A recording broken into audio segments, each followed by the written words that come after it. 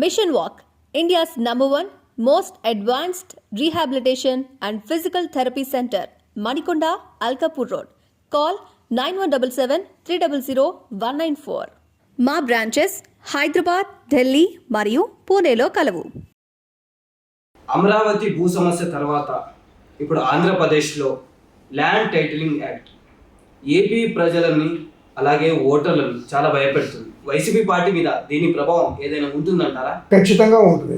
Jagan party మీద లేదు, జగన్ నేతృత్వంలో ఆంధ్రప్రదేశ్ ప్రభుత్వం వ్యవహరించిన తీరు మీద చంద్రబాబు నాయుడు గారు ఎన్ని విమర్శలు చేసినా చేసి ఉండవచ్చు, అలాగే పవన్ గారు ఎన్ని విమర్శలు చేసినా చేసి ఉండవచ్చు. కానీ ఓటింగ్ విషయం వచ్చేసరికి ఆంధ్రప్రదేశ్ ల్యాండ్ టైటిలింగ్ యాక్ట్ అనేది చాలా పెద్ద ప్రభావం చూపించింది అనటంలో సందేహం లేదు. హైదరాబాద్ నుంచి లక్షల్లో తరలి వెళ్ళటానికి కానీ, అక్కడంత పెద్ద ఎత్తున ఓటింగ్ జరగటానికి కానీ ప్రధాన కారణం ఈ ల్యాండ్ టైటిలింగ్ యాక్ట్. దానివల్ల ఏదో జరుగుతుంది, తమ భూములు క్షణాల్లో పోతాయి, లేకపోతే వివాదాల్లో పెట్టేస్తారు, కోర్టుకు వెళ్ళడానికి లేదు అనే ఒక ప్రచారం ఓటర్లను బాగా భయపెట్టింది. వైసీపీ కనుక మళ్ళీ వస్తే తమ భూములు తమకు ఉండవని, తమ ఆస్తులు తమకు ఉండవని, ప్రతిదీ లిటిగేషన్లో పడిపోతుందని చాలామంది భావించారు.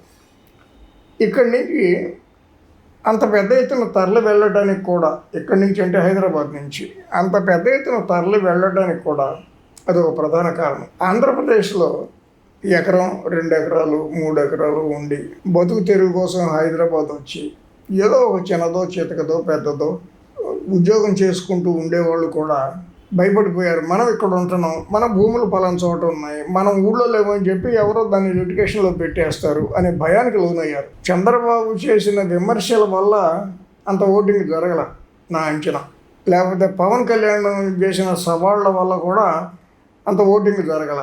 కేవలం ఈ ల్యాండ్ టైటిలింగ్ యాక్ట్ అనేది వైసీపీకి అశనిపాతమే, ఇంకా ఏమీ సందేహం లేదు.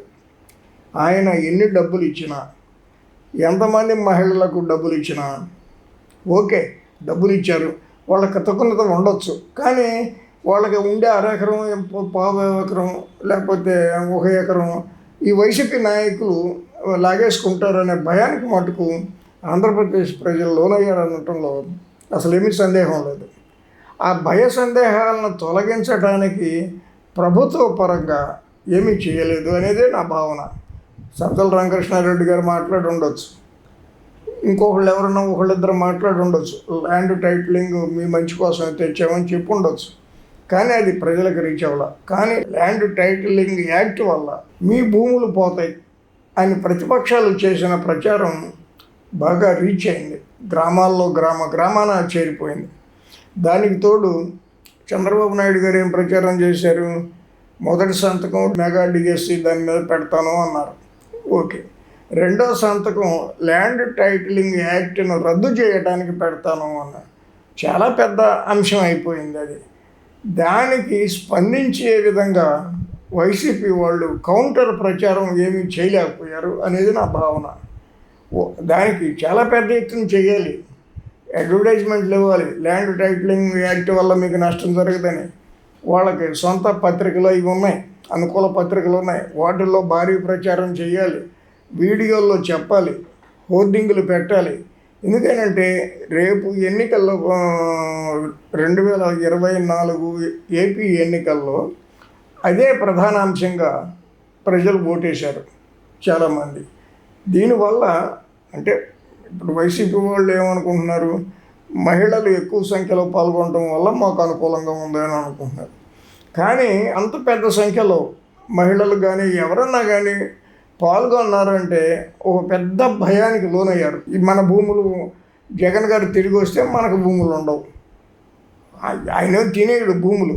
కానీ ఆ భయం మొత్తం అందరినీ కూడా ప్రేరేపించి పోలింగ్ కేంద్రాలకి వాళ్ళని తీసుకొచ్చిందనేది నా భావన.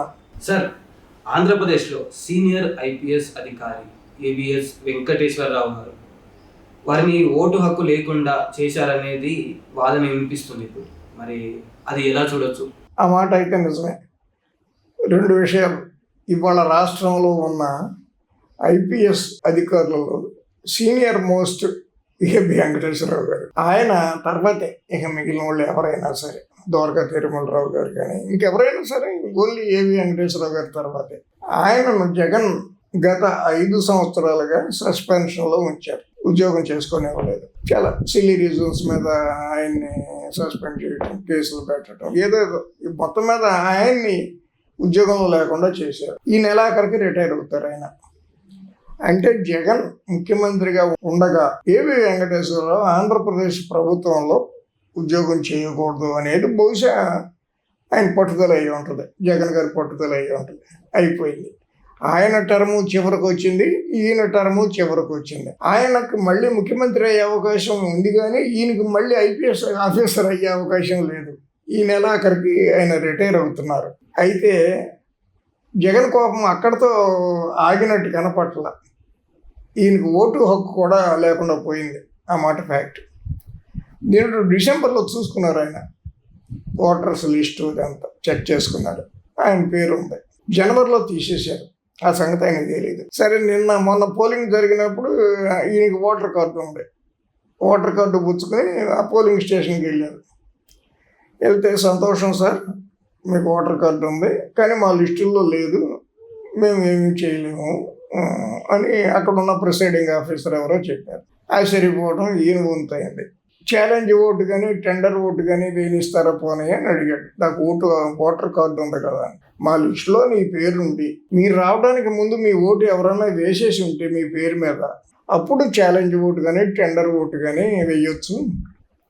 అసలు లిస్టులో మాకు పేరే లేదు మీది, అంచేత ఆ ప్రశ్నే ఉదయించదు సార్ అని కామ్గా ఇంటికి వచ్చేసారు. ఒక సీనియర్ పోలీస్ ఆఫీసర్ని, సీనియర్గా కూడా కాదు, సీనియర్ మోస్ట్ పోలీస్ ఆఫీసర్ని, ఉద్యోగంలో ఉన్నా లేకపోయినా భారత పౌరుడేగా, ఆంధ్రప్రదేశ్ పౌరుడేగా, పౌరుడుగా ఓటు హక్కు ఉండాలి కదా. Is not a unknown person కదా, దేశమంతా తెలిసిన వ్యక్తి. పోనీ ఎవరో ముక్కుమోహం తెలియని వాళ్ళకి ఓటు హక్కు లేకుండా పోయిందంటే డజంట్ బిగ్ మ్యాటర్. ఈయనకి ఓటు హక్కు లేదు. అది అదృచ్ఛికమా, కావాలని చేశారా, జగన్ గారి మైండ్ని బట్టే పోలింగ్ ఈ ఆఫీసర్స్ మేనేజ్ చేసి మ్యానిపులేట్ చేశారా, ఏమీ తెలీదు. దాన్ని ఇష్యూ చేయడానికి కూడా ఏమీ లేదు కదా.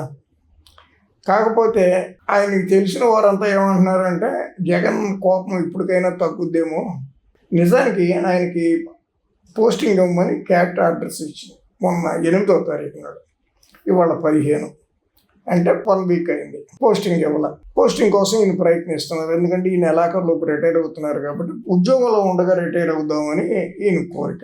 ఎవరి కోరిక అయినా అంటే 5 సంవత్సరాల పాటు సస్పెన్షన్లో ఉంది.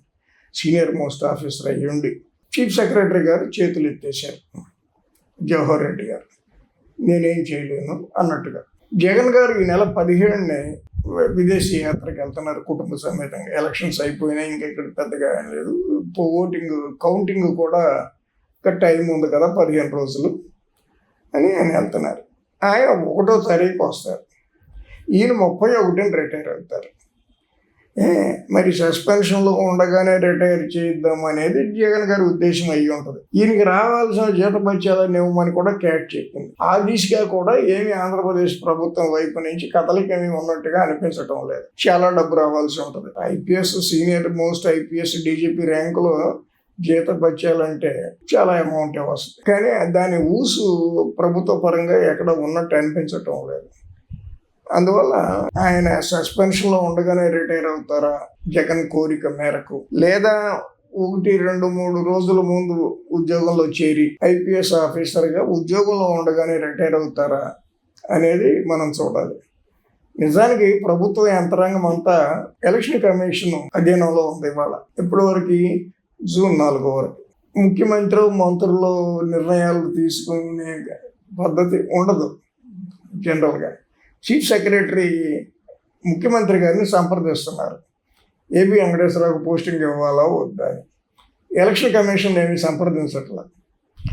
ఎలక్షన్ కమిషన్ కూడా క్యాట్ ఆర్డర్ ఇచ్చింది కదా, చేర్చుకోమని, ఇంకా మీరు ఎందుకు చేర్చుకోలేదని సిఎస్ని అడగాలి. ఈ పాటికే సిఎస్ని కూడా అడగలేదు ఎలక్షన్ కమిషన్. కనుక ఇది ఒక చిన్న మిస్టరీ లేదా సస్పెన్స్గా ఉంది. ఆయన ఎలా రిటైర్ అవుతారు అనేది చూడాలనేది ఆయన అభిమానుల కోరిక. జగన్ దయ వల్ల ఆయన పేరు తెలియని వాళ్ళు ఇవాళ ఎవరు లేరు ఆంధ్రప్రదేశ్లో. ఏబి వెంకటేశ్వర అంటే సస్పెండెడ్ ఆఫీసర్ కదా అని అంటున్నారు. అంత ప్రచారం ఆయన వల్ల, జగన్ గారి వల్లే వచ్చింది. మామూలుగా అయితే ఐపీఎస్ అయ్యేది, ఐఏఎస్ అయ్యేది, రెండో కంట్రోల్ తెలియకుండా రిటైర్ అవుతారు, ఇంటికి వెళ్ళిపోతారు. రావాల్సింది పావులా వేయడం ఉంటే తీసుకుని. కానీ ఈయన గురించి అబ్జర్వేషన్ స్టేట్ వైడ్గా ఉంది. ఈయన మళ్ళీ ఉద్యోగంలోకి వస్తారా, రిటైర్ ఎట్లా అవుతారు, రిటైర్ అయిన తర్వాత ఏం చేస్తారు, రిటైర్ అయిన తర్వాత ఏం చేయాలో ఆయనకి బాగా క్లారిటీ ఉంది. దాంట్లో నాకేమీ డౌట్ లేదు. కానీ రిటైర్ అవ్వటమే ఎట్లా అవుతారు అనేది మనం అందరం చూద్దాం. Please do subscribe to Telugu Rajyam channel. Please do subscribe to Telugu Rajyam channel. Please do subscribe to Telugu రాజ్యం ఛానల్. హాయ్ అండి, నేను మీ ఆర్పీని, నెల్లూరు పెద్దారెడ్డి చేపల పులుసు ఓనర్ని. మీరు తెలుగు రాజ్యం అనే ఈ యూట్యూబ్ ఛానల్ సబ్స్క్రైబ్ చేసుకుని మంచి మంచి వీడియోలతో వస్తారు. Thank you so much. Hi people, I'm Sonakshi Verma and you please watch Telugu Rajyam and please subscribe to the channel.